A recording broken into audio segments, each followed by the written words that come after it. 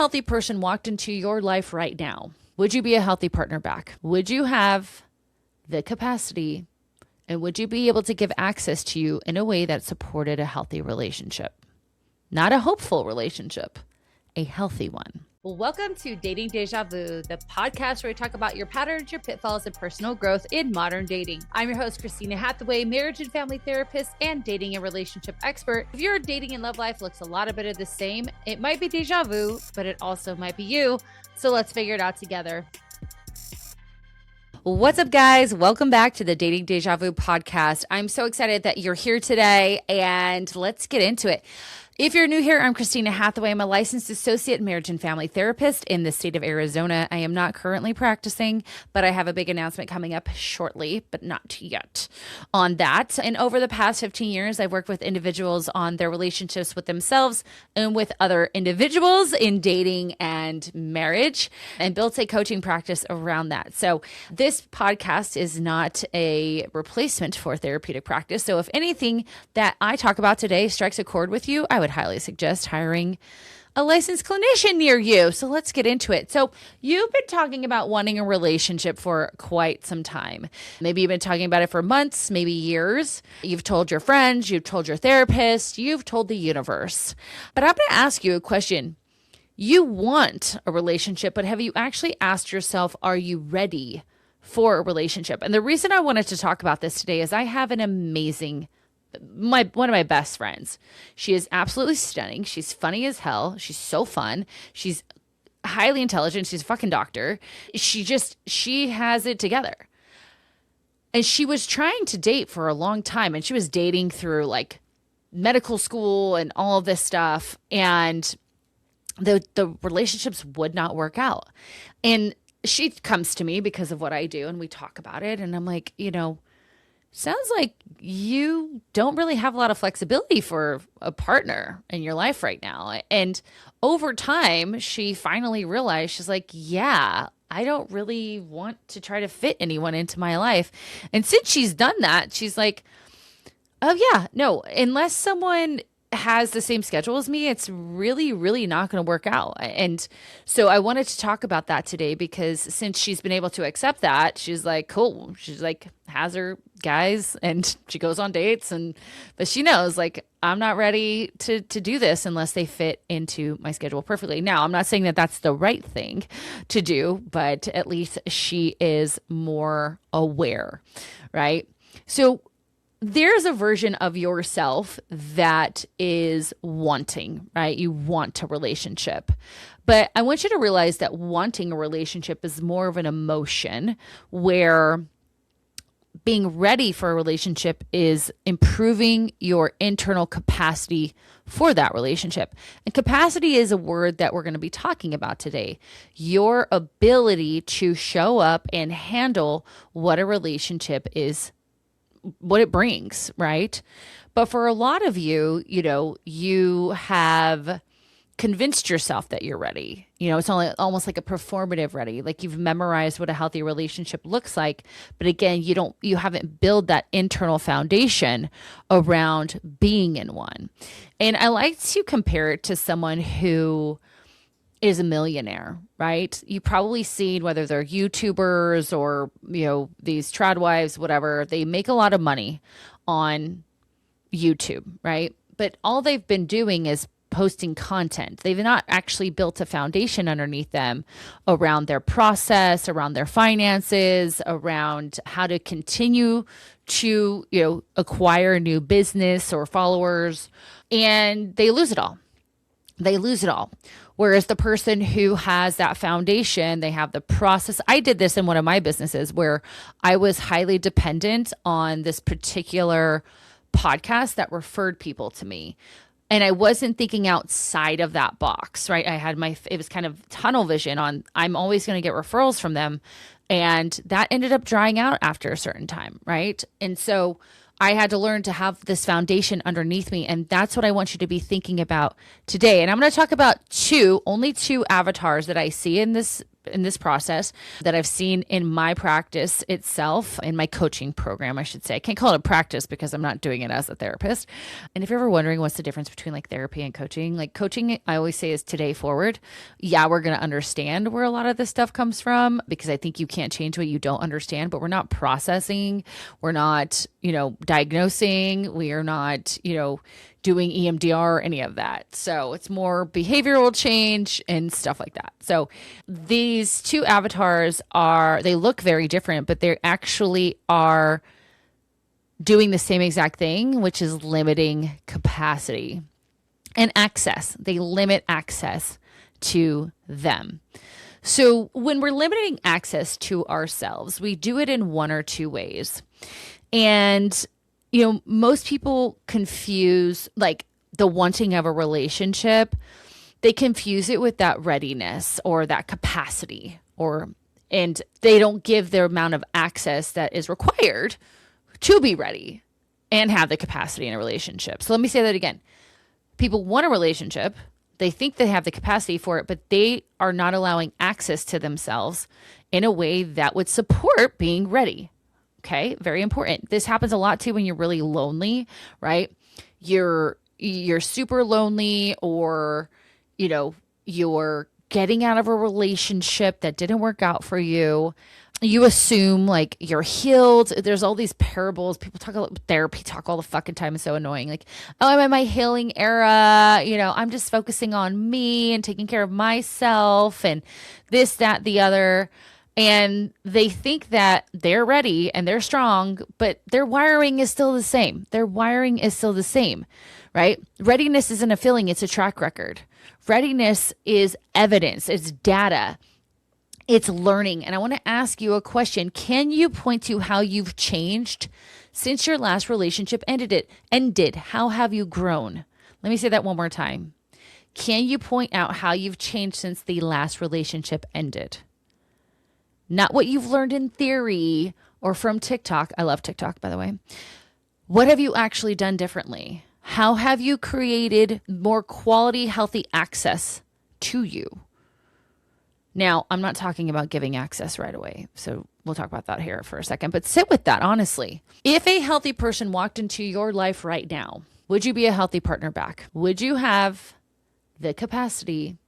And would you be able to give access to you in a way that supported a healthy relationship? Not a hopeful relationship, a healthy one. Okay. So we're going to talk about these patterns. And I want you to just realize like, this is not a judgment. These aren't character flaws. A lot of us learn these things to protect ourselves, right? And limit access to us because we're so fearful of being hurt. I did this for years. I did not give people access to me unless it was, no, I never give them access to me. I didn't let people take care of me ever. And it bit me in the butt, right? So let's talk about that one. The first one is who I'm calling the gatekeeper.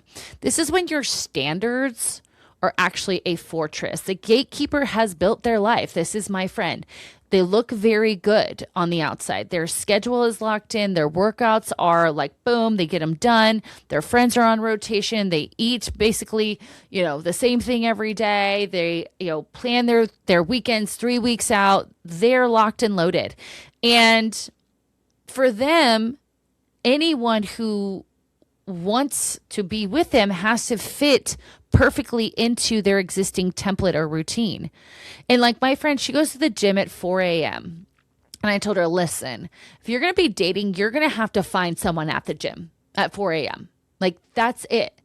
And she's also a doctor. So then she works swing shifts, right? And so her schedule is crazy. And she knows it now, but for so long, she'd get so upset when things didn't work out.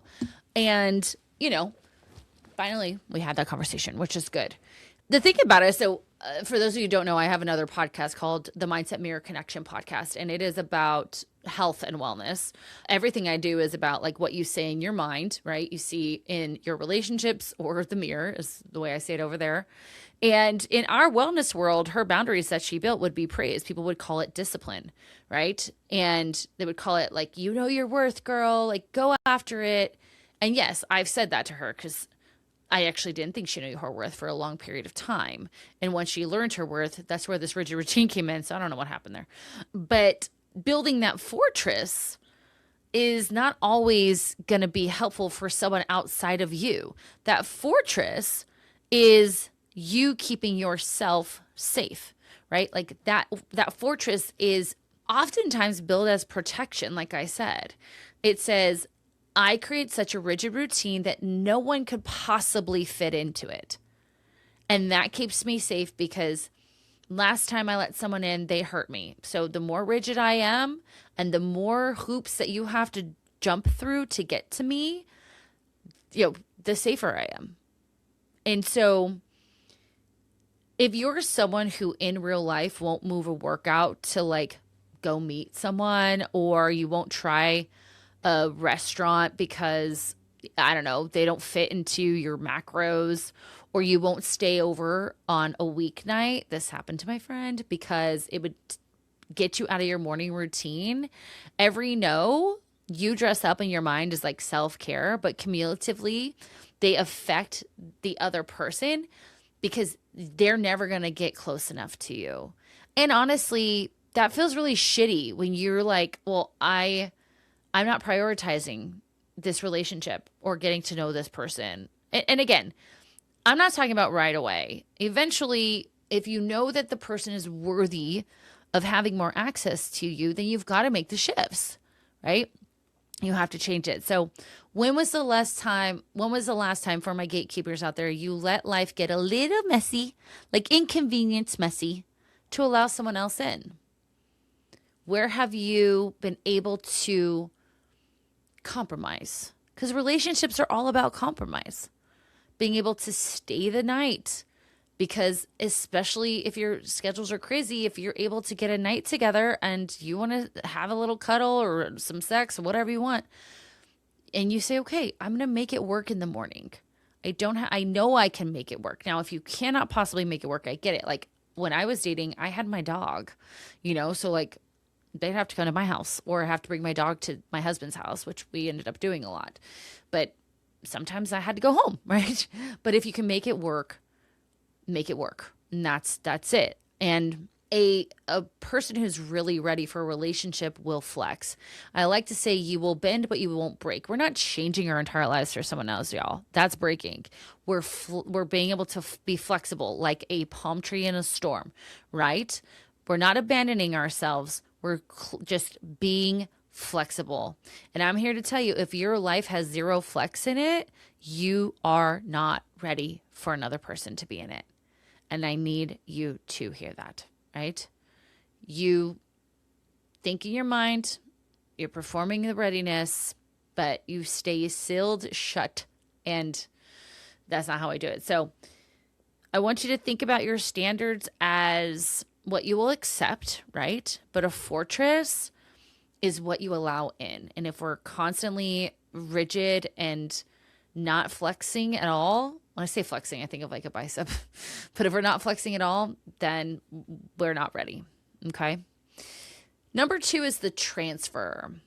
And this is the person who says they're over their last relationship or relationships, but their nervous system is not. And I thought of this one with Scarlett and Cole. I don't know if you guys watched Temptation Island and listened to the Vile Files reunion. I was listening to it with my husband on the way to a trip we just took, and I was getting pissed because nobody called out the fact that this girl was incredibly insecure. Cole never touched a woman. He was crying half the time because he missed his girlfriend.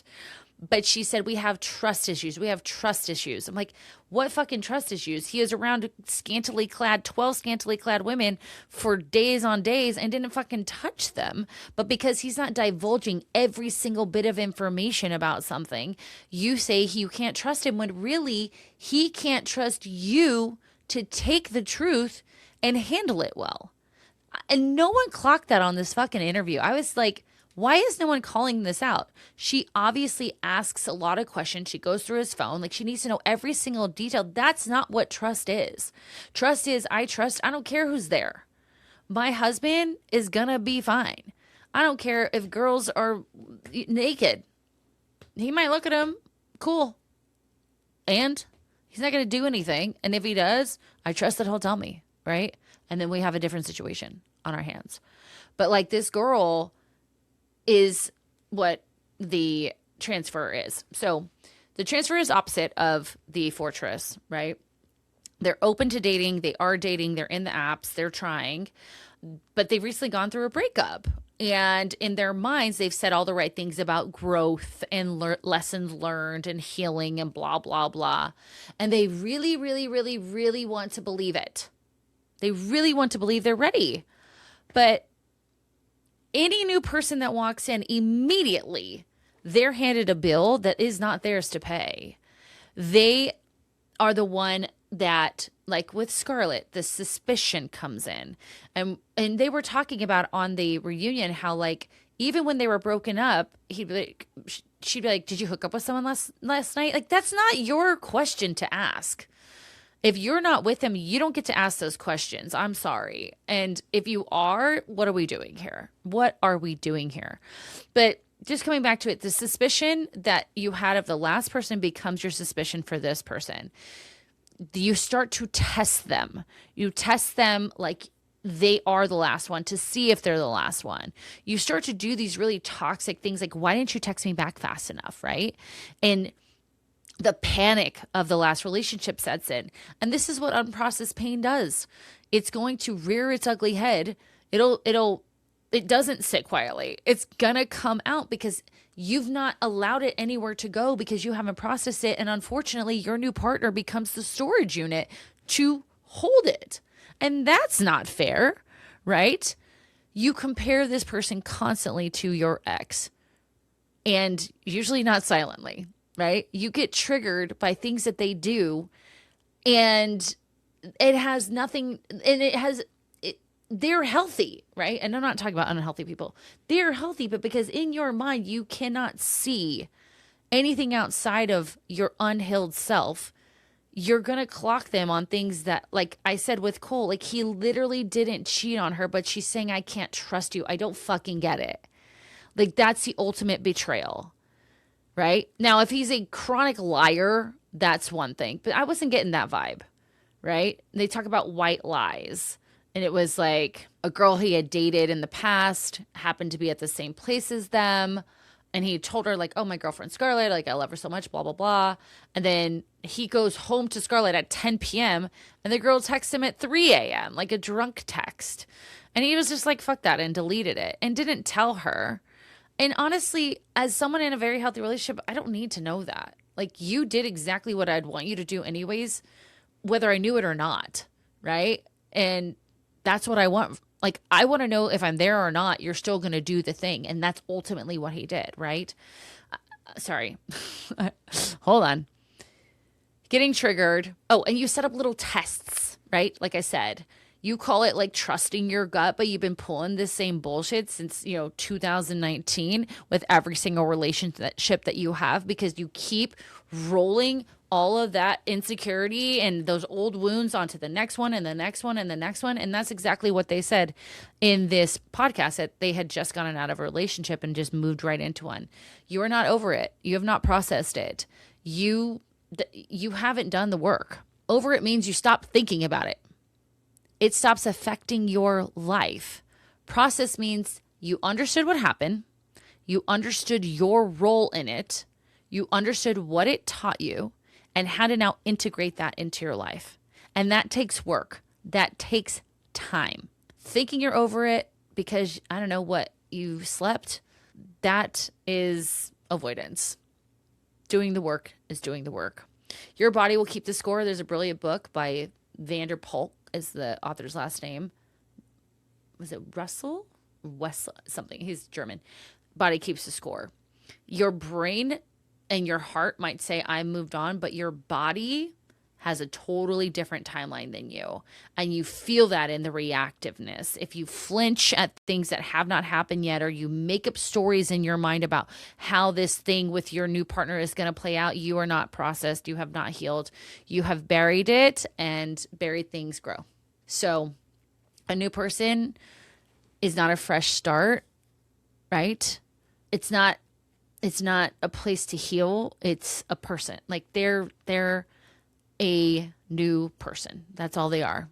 And they deserve to meet you as you, not as the person carrying that baggage and then handing it over to them. That's not fair to them. So both of these patterns are very disruptive. And as I talked about, they limit access to you.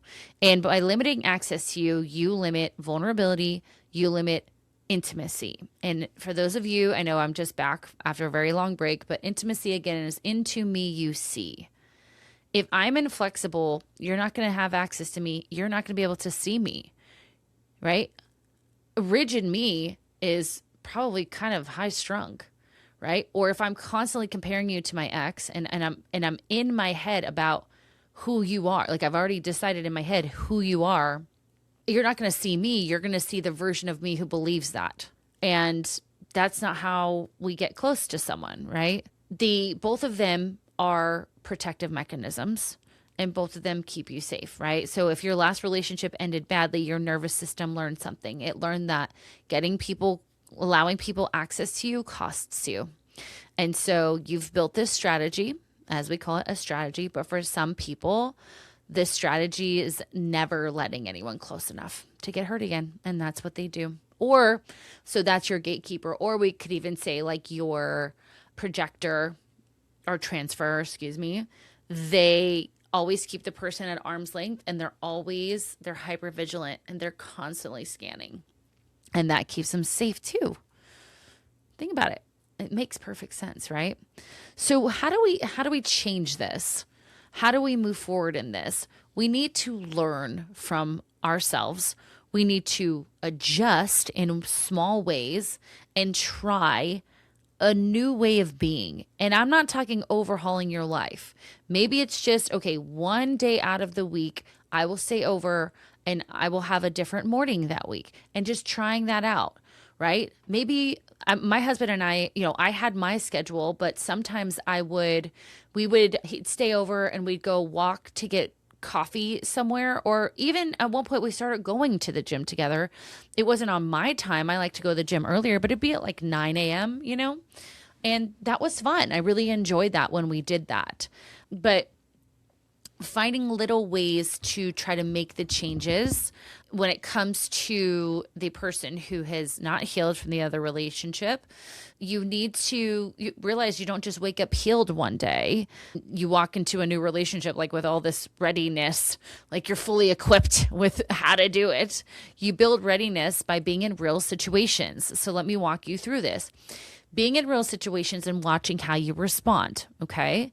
And not being hard on yourself, just learn yourself. You go on a date and notice when you get rigid, right? You get triggered and notice whose face you saw in your head. That is data for you to use. The trap is thinking that you're done before you even start. And we do this all the time. You don't have to do that. We need to be honest with ourselves. Honesty also sounds like being upfront with your potential partner or new partner, saying to them, I get kind of anxious when plans are changed, and that's something I'm working on, right? And it's not a you thing, it's a me thing. Or I notice, sometimes I compare you to my ex, and that is not for you. That is for me to work on. You don't have to be fully healed to go into a healthy relationship, but you do need to be fully honest.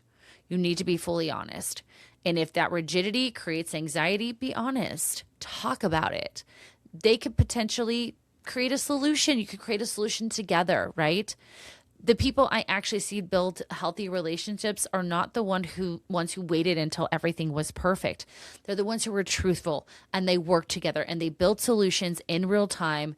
And that is what ultimately brought them closer together. So I would not be doing my job if I didn't leave you with some self-check questions. So I'm going to read you these, and you don't have to answer them all now, but answer them at some point. First things first, can you name what went wrong in your last relationship without making them the villain or yourself the victim?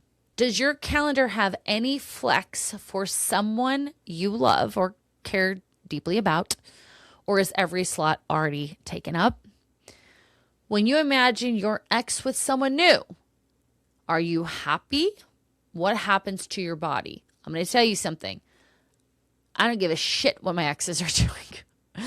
I'm happy for them. I actually don't, I'm like content about it. Like I don't have an up or down feeling. Like, congrats. I'm glad you're still alive, right? Are you dating to find a partner, or are you dating to find a witness to the life you've already built and don't want to change? Again, if a healthy person showed up tomorrow and asked you to be vulnerable, would you have the capacity, or would you flinch and call it a red flag? Sit with these. Take some time with them. These answers are data for you. So here's what I want you to hear. This isn't about disqualifying yourself from love because you've noticed these patterns. We want to notice the patterns. That's how we change, right? This is how you can begin to change the way that you show up so that you can bend but not break. Inflexibility and unprocessed pain, they're protections. As I already said, there are ways to protect you, and they made sense at some point, and they work for a short amount of time until they don't anymore, right? Those protections will outlive their usefulness, especially when it comes to someone who's healthy. So you don't have to be, again, healed to be in the relationship, but we've got to be honest. So if this episode hit with you, please give me a review. This is before we left on break, we were still a newer podcast. So wherever you listen to these episodes, I'd love for you to hit that 5-star review button. And if you haven't already, and I know a lot of people listen to this podcast, but they're not subscribed to our YouTube channel or following us wherever they're listening to me in their ears, if you could hit that button, it actually helps me out a lot. I don't get paid for this podcast. This is all free information to you. And if you'd like even more information, please give me a follow on TikTok at Dating Deja Vu Pod. I have one on Instagram as well. You can follow me the same name there, but the TikTok seems to do really well. So all right, so that's it for me, you guys. If this hit with you, also, if you have that one friend who is like my friend, please share this podcast with them. Obviously, sharing it helps to get the word out. So that's it. And if you didn't figure it out already, I'm still going to remind you that in relationships, it might be deja vu, but it also might be you. Talk to you later.